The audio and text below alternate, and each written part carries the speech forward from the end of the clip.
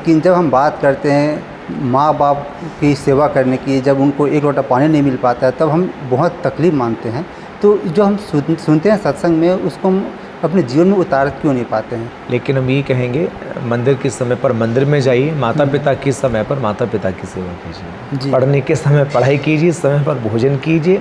कहीं ना कहीं जो साधु संत वर्ग हैं वो एक पार्टी विशेष के पक्ष में झुकाव रखते हैं, जबकि जो एक और पार्टी है कहीं ना कहीं उसको धर्म विरोधी मान कर चल रही है। राजनीति में धर्म को स्थान है, धर्म में राजनीति को स्थान नहीं है। जी, राम मंदिर का परिणाम तो सामने है, लेकिन कृष्ण मंदिर की बात भी चल रही है। क्या बहुत जल्दी कृष्ण मंदिर का जो एक पूरा एरिया है जिसको बोला जाता है कि हमारा हिस्से का है, वो मिल सकता है? देखिए, उस पर तो हम लोगों का अधिकार है ही है। ये तो बाबर की बर्बरता का प्रतीक है। आजकल एक नया बहस छिड़ गया है कि लोग साधु संत बन जाते हैं, कथा प्रवचन करें, लेकिन उसको एक बिजनेस बना कर रख लिए हैं। तो यदि किसी का हृदय परिवर्तित हो रहा है और वो इस मार्ग में आ रहा है, भाई उसके अंदर व्यक्तिगत क्या चल रहा है वो तो वही जाने, ईश्वर जाने। लेकिन यदि कोई प्रभावित होकर के दिया रहा है तो अच्छी बात है।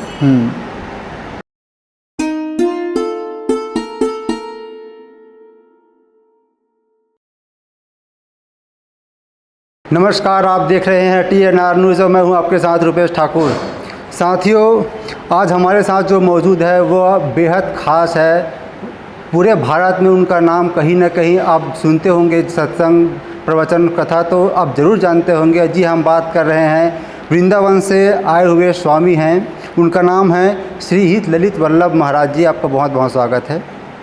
धन्यवाद। आपकी वाणी से राधा कृष्ण अमृत धारा बहती है। लाखों जो ऐसे श्रोता हैं अपने जीवन को धन्य कर कृतार्थ कर रहे हैं। हम चर्चा करेंगे आपके व्यक्तिगत जीवन के बारे में, कैसे आप शुरुआत की, आपकी रुचि कैसी हुई सत्संग की दुनिया में आने की, प्रवचन करने की। सबसे पहले हम जानना चाहेंगे महाराज जी कि आपकी भक्ति यात्रा शुरुआत कैसी हुई? क्या आपकी रुचि शुरू से ही थी? देखिए, हमारा जो जन्म है वृंदावन में ही हुआ है और श्रीमद् भागवत कथा की जो परंपरा है ये हमको विरासत में प्राप्त हुई है। 18वीं शताब्दी से हमारे यहाँ कथा वाचन की परंपरा पीढ़ी दर पीढ़ी भागवत कृपा से हो रही है। आगे ईश्वर की इच्छा है। और जो आपने कहा कि आपके हृदय में कैसे आया, स्वाभाविक सी बात है, क्योंकि हमारे यहाँ ठाकुर सेवा है, संतों का आगमन पदार्पण हम लोग के यहाँ होता रहता है। तो जन्म से ही बस यही सब कुछ जो देखा है बस वही हम लोग सीख रहे हैं, और ये जो विषय कृपा का विषय है। जी, क्या आप शुरू से, जैसे कि अभी आपने कहा कि आपका पूरे पीढ़ी दर पीढ़ी चलता आ रहा है, प्रवचन के माध्यम से आप अपने आप जीवन को लगा रहे हैं, तो कई जने के मन में रहता है कि मुझे जो परंपरा से मिलता आ रहा है उससे मैं हट कर कुछ काम करूँ, एक इच्छा होती है। तो आपके अंदर कभी आया कि पुरानी पीढ़ी को, परंपरा को आगे बढ़ाने की आप सोच रहे थे? नहीं, ऐसा कुछ हमारे मन में था नहीं। बस हम ये सोचते थे कि हम अपने ठाकुर जी की अच्छे से सेवा करते रहें। जी, ठाकुर जी को सुंदर श्रृंगारित करें, उनके सुंदर सुंदर बंगले बनवाएं, इसी में रुचि थी। राधा वल्लभ संप्रदाय में राधा जी को विशेष महत्व दिया जाता है, उनकी पूजा की जाती है। राधा जी ही क्यों, कृष्ण जी को ऐसा?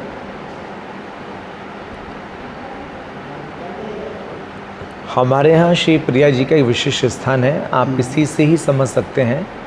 वृंदावन में एकमात्र एक ऐसा स्थल है, वृंदावन ही नहीं संपूर्ण विश्व में, संपूर्ण ब्रह्मांड में, तीनों लोकों में, जहाँ श्री कृष्ण श्री राधा रानी के चरणाश्रित बैठे हैं सेवा कुंज में। तो जहाँ स्वयं अनंत कोटि ब्रह्मांड नायक श्री कृष्ण श्री प्रिया जी के चरणाश्रित हों, चरणों में बैठे हों, आप इसी से अंदाजा लगा सकते हैं कि वहाँ श्री राधा का क्या स्थान होगा। जी, आपके जीवन में जो एक बदलाव आया कि आपको सत्संग की दुनिया में, आपकी धार्मिक जगत में प्रवेश करना है, तो आपके साथ ऐसे कुछ घटना हुआ या फिर जैसे कुछ घटनाक्रम आपके साथ हुई जिसके बाद आपको लगा कि जीवन का सार राधा जी के चरणों में है? देखिए, हमारी माँ बताती हैं, दादी कहती हैं, जब हम अपनी माँ के पेट में थे तो हमारी दादी हमारी माँ को कथा सुनवाने के लिए लेकर के जाया करती थी। तो वहाँ 7 दिन हमने अपनी माँ के पेट में ही, ऐसा बताती है माँ दादी, कि विधिवत कथा सुनी है। एक बार हमारे बाबूजी की तबीयत खराब हुई, तो उस समय हमारी दादी ने हमको आज्ञा दी कि आपको कथा के क्षेत्र में आगे आना होगा। तो हमारी जो श्रीमद् भागवत जी के शिक्षक गुरुदेव हैं निकुंज निवासी ब्रह्मश्री श्री वृंदावन विहारी मिश्र जी, जो कि शरीर से नहीं है, दादी ने उनके पास हमको भेजा। फिर उन्होंने आशीर्वाद हमें दिया और जैसे हम उनके पास गए तो उन्होंने हमसे एक ही बात कही कि आपके यहाँ ये परंपरा है, बस कथा करो। तो हमने कहा महाराज जी ऐसे कैसे कथा? तो बोले नहीं आप कथा करो। फिर बाबूजी के एक भक्त हैं, मध्य प्रदेश में जगह है दमोह, मदन सोनी जी, उन्होंने इच्छा व्यक्त की कि हम चाहते हैं कि ललित जी हमारे यहाँ से ही शुभारम्भ करें। फिर पहली कथा 28 नवंबर से ये 2004 की बात है जी। तो हमने वहाँ दमोह में की।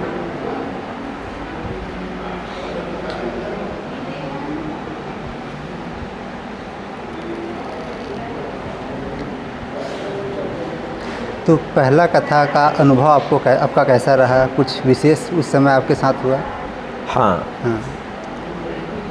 पहली बार जब हमने कथा की तो मन में यही लग रहा था कि कैसे कहेंगे कथा।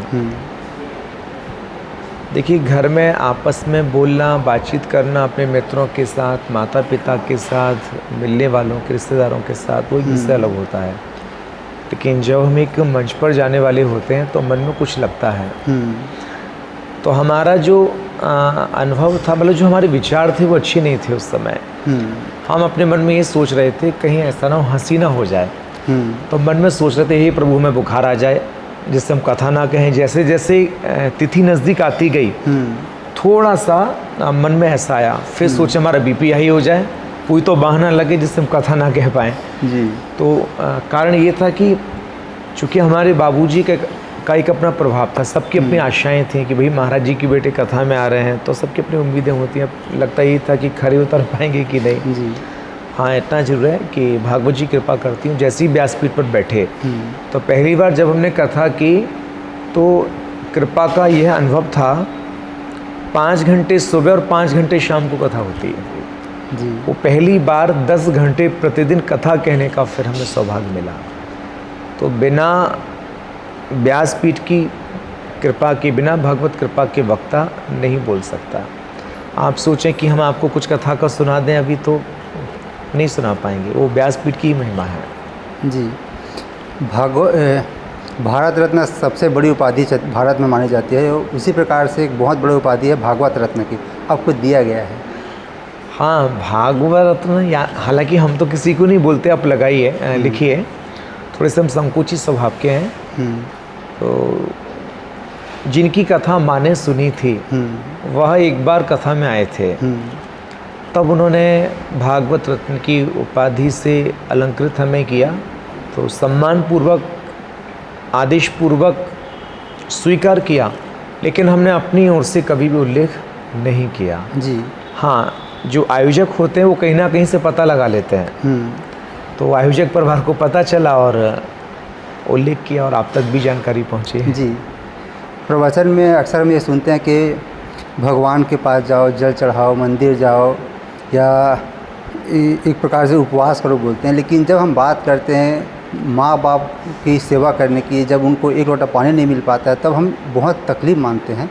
तो जो हम सुनते हैं सत्संग में, उसको हम अपने जीवन में उतार क्यों नहीं पाते हैं? क्या सत्संग में जब हम, जैसे आप लोग प्रवचन करते हैं, तो इस पर ज़्यादा ध्यान देने की ज़रूरत है ताकि श्रोता इसको ग्रहण करके अपना सके जीवन में? देखिए,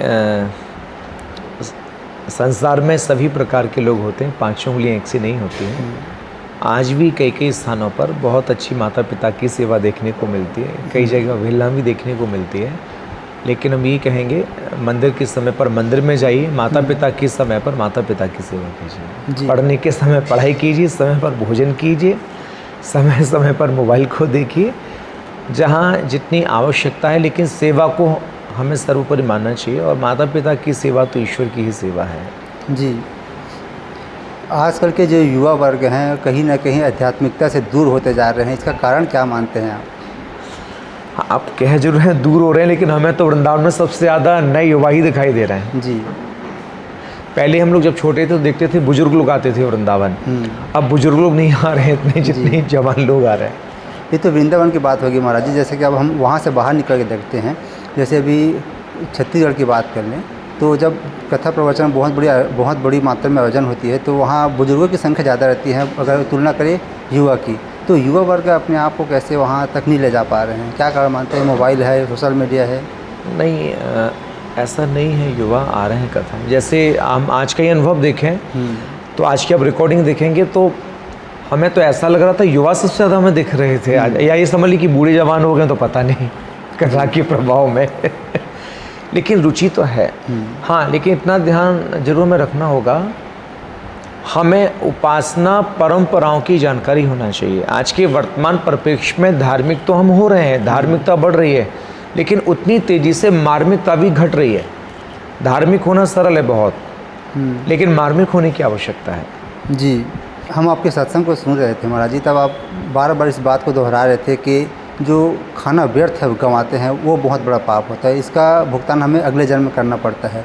लेकिन जब हम देखते हैं कि शादी पार्टी में वफ़ा सिस्टम अपनाया जा रहा है तो जिसमें खाने की बर्बादी बहुत ज़्यादा हो रही है, इसको किस प्रकार से देखते हैं? देखिए, इसके लिए तो हर एक व्यक्ति को जागरूक होना पड़ेगा। हम लोग हालांकि कथाओं में बोलते भी हैं भैया जो झूठा छोड़ता है वो कुत्ता बनता है, और इतना ही नहीं, उसको अगले जन्म एक व्यक्ति को भूखा रखने का अपराध भी लगता है। तो हम लोग जागरूकता अभियान चलाते हैं, बाकी तो हर एक व्यक्ति को स्वयं विचार करना चाहिए। जी, अन्न बहुत बेशकीमती है, आज भगवत कृपा से हम सबको प्राप्त हो रहा है, तो इसकी मर्यादा को नहीं समझेंगे तो एक करने के लिए तरस जाएंगे। राजनीति में धर्म और धर्म में राजनीति दोनों का परस्पर चलना सही है कि दोनों को अलग अलग रास्ते पर चलना ज़रूरी है? क्योंकि हम देखते हैं आज के समय में कहीं ना कहीं जो साधु संत वर्ग हैं वो एक पार्टी विशेष के पक्ष में झुकाव रखते हैं, जबकि जो एक और पार्टी है कहीं ना कहीं उसको धर्म विरोधी मान कर चल रही है। राजनीति में धर्म को स्थान है, धर्म में राजनीति को स्थान नहीं है। जी। और आपने कहा कि संत किसी विशेष एक पार्टी के प्रति झुकते हैं तो उसका कोई ना कोई कारण ही होगा। जी। और वैसे भी वक्ताओं को राजनीतिक बयानों से बचना चाहिए, अपने धर्म का प्रचार करना चाहिए। लेकिन आपने कहा झुकाव स्वाभाविक है, राम मंदिर हमारे सामने है, हालांकि हुआ तो कोर्ट के निर्णय से ही है, लेकिन फिर भी कुछ ना कुछ साक्ष्य तो रखने ही पड़ते हैं। तो कहीं ना कहीं जब तक हमारी इच्छा शक्ति मजबूत नहीं होगी तब तक कोई कार्य सफल नहीं हो सकता। तो धारा 370 भी हमारे सामने है और राम मंदिर भी हम लोगों के समक्ष है। बल्कि जिसके लिए हम लोग बोलते थे, हम लोग नहीं बोलते थे, लोग कहते थे कि मंदिर वहीं बनाएंगे लेकिन तारीख नहीं बताएंगे। तो ठीक है, अब जो है वो हमारे सामने ही है। राम मंदिर का परिणाम तो सामने है, लेकिन कृष्ण मंदिर की बात भी चल रही है। क्या बहुत जल्दी कृष्ण मंदिर का जो एक पूरा एरिया है जिसको बोला जाता है कि हमारा हिस्से का है वो मिल सकता है? देखिए, उस पर तो हम लोगों का अधिकार है ही है।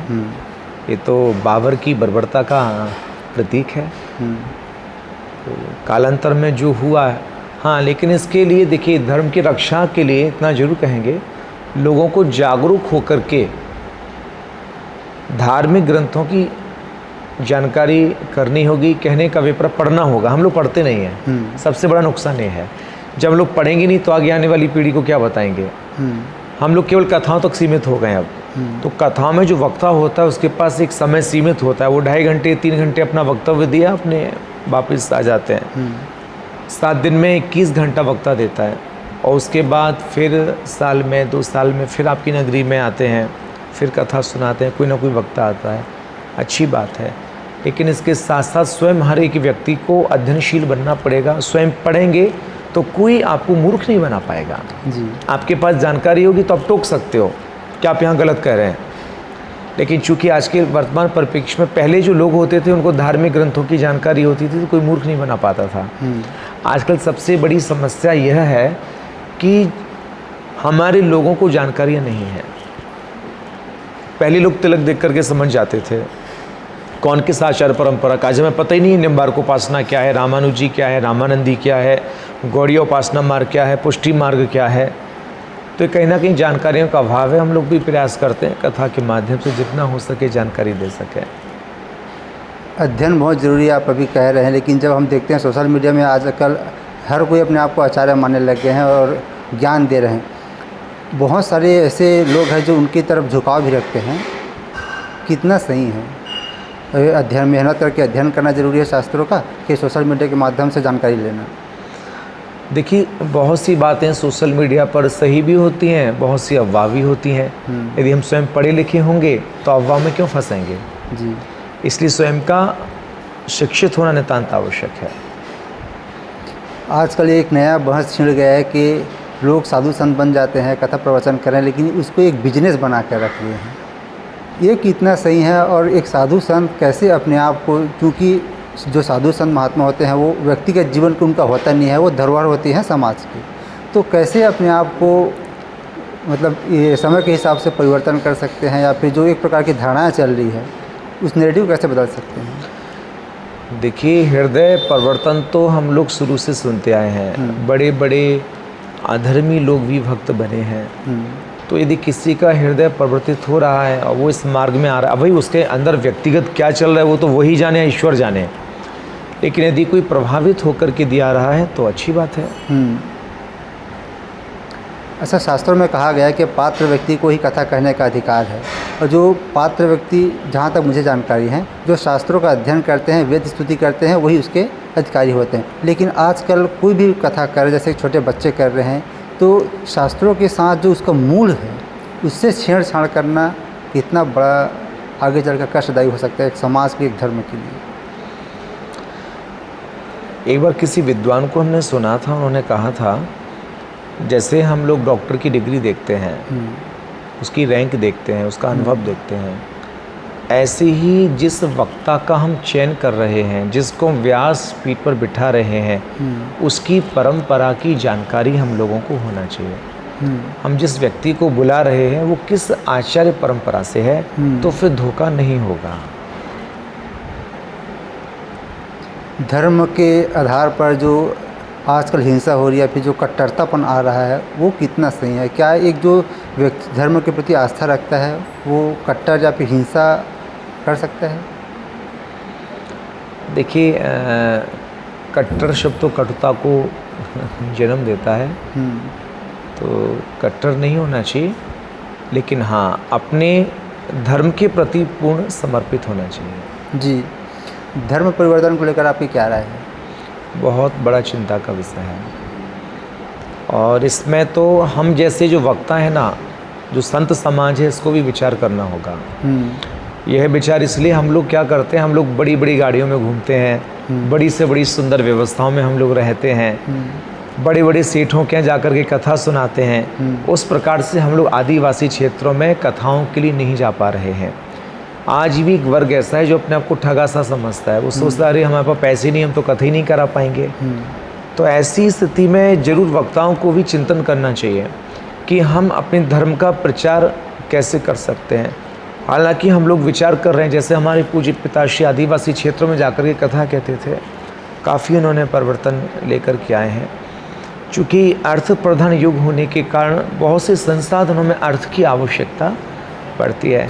तो हम तो समस्त जो श्री संपन्न है आयोजक लोग हैं, आयोजक परिवार हैं, उनसे भी कहेंगे अब आप तो खुद कथा करवा रहे हैं, आपने सुन ली, अपने पितरों को भी सुनवाई। इसके साथ साथ जो हमारा एक वर्ग हम लोगों से कट रहा है, छूट रहा है, उनके लिए भी हम लोगों को कथा के प्रबंधन करने होंगे, जिससे उन ग्रामीण अंचलों में भी एक अच्छे कथावाचक पहुंच सकें। जी। वो भी कथा के अधिकारी पात्र बन सकें। हालांकि जैसे यहाँ कथा का आयोजन हो रहा है, अब इतने बड़े पंडाल की क्या आवश्यकता है? आयोजक चाहता तो इस हॉल में भी कथा हो जाती, इनके 200-250 लोग यहाँ भी आ जाते। लेकिन इतना बड़ा पंडाल, इतना प्रचार क्यों? क्योंकि जिससे सभी लोग आकर के अपना कल्याण करें, कथा को सुन सकें। जी। लव जिहाद एक बहुत बड़ा गंभीर समस्या बना हुआ है, इसके ऊपर बहुत हल्ला भी हो रही है। तो जो प्रेम में आकर किसी के साथ शादी कर रहे हैं, चाहे वो किसी भी धर्म के हो, तो लोग इसको लेकर कहीं ना कहीं विवाद खड़ा कर रहे हैं। और अगर धर्म के ऊपर की बात करें तो इस पर कहीं ना कहीं नकेल कसने की बहुत प्रयास कर रहे हैं धार्मिक रूप से। तो लव जिहाद भी क्या समस्या है? क्या इसे सतर्क रहने की ज़रूरत है? हम इसमें कैसे क्या कुछ बदलाव कर सकते हैं अपने अंदर? देखिए, इसमें तो स्वयं को अनुशासित होना पड़ेगा और माता पिता को भी फ्रैंकली अपने बच्चों से चर्चा करनी होगी अपने बच्चे को अच्छे से समझाएं। क्या होता है, माता पिता तो बड़े विश्वास के साथ में बाहर पढ़ने के लिए भेज रहे हैं, तो इसमें तो स्वयं के संयम की ही आवश्यकता है। जी। और एक ये जो लव जिहाद, ये जिहाद कई स्थानों पर है। संगीत में भी जिहाद हुआ है कई जगह। कहाँ हम लोग बचना चाहेंगे। जी। इससे पहले भी आप छत्तीसगढ़ आ चुके हैं। छत्तीसगढ़ और छत्तीसगढ़िया लोगों के बारे में आप क्या सोच रखते हैं? क्या आप समझ पाते हैं छत्तीसगढ़ी को? छत्तीसगढ़ में बड़े भोले लोग हैं। ये जो छत्तीसगढ़ी सबले बढ़िया कहा जाता है, ये कुछ है तभी तो ये हमारा अनुभव है। ये तो श्रीमद् वल्लभाचार्य जी महाराज की जन्मभूमि है, श्री रघुनाथ जी की ननिहाल है, और यहाँ की वाणी में कहीं ना कहीं सरसता देखने को मिलती है। जी। कथा में फूहड़पन की जो एक नया आदत बनता जा रहा है या फिर एक प्रचलन में आ गया है, जैसे कि हम सुनते कि अश्लील गानों का भी जो शेर व शायरी का इस्तेमाल करने लग गए हैं, वो कितना सही है? क्या आपकी राय क्या है इस पर? वक्ता उन भावों को किस प्रकार से वर्णित कर रहा है। शेर व शायरी भी यदि बोल रहे हैं तो उसका उद्देश्य है कहाँ, इस पर हमें विचार करना होगा। आपका बहुत धन्यवाद, आप समय निकाले सनातन धर्म के ऊपर जो भी आपकी राय है या फिर अनुभव उनको साझा किए। कुछ खास संदेश देना चाहेंगे खासकर छत्तीसगढ़ के लोगों को? हम बस यही कहेंगे कि हम लोग जिस क्षेत्र में आगे बढ़ रहे हैं, क्योंकि आज की जो शिक्षा है वो केवल मात्र अर्थकारी शिक्षा है। हम इसलिए पढ़ रहे हैं कि हम अच्छा कमाने के लिए लग जाएं, एक बड़ी जॉब हमको मिल जाए जिसका बड़ा सा पैकेज होगा। तो आज की जो शिक्षा है वो अर्थकारी शिक्षा है। अर्थकारी शिक्षा के साथ साथ संस्कारों की शिक्षा का होना नितांत आवश्यक है। तो हम समस्त छत्तीसगढ़ वासियों के लिए, देशवासियों के लिए यही कहेंगे कि हम अपने अपने क्षेत्र के धार्मिक, सांस्कृतिक और ऐतिहासिक महत्व को जानें। जब तक हम सांस्कृतिक, धार्मिक, ऐतिहासिक महत्व को नहीं जानेंगे, तब तक हम अपनी संस्कृति की रक्षा नहीं कर पाएंगे।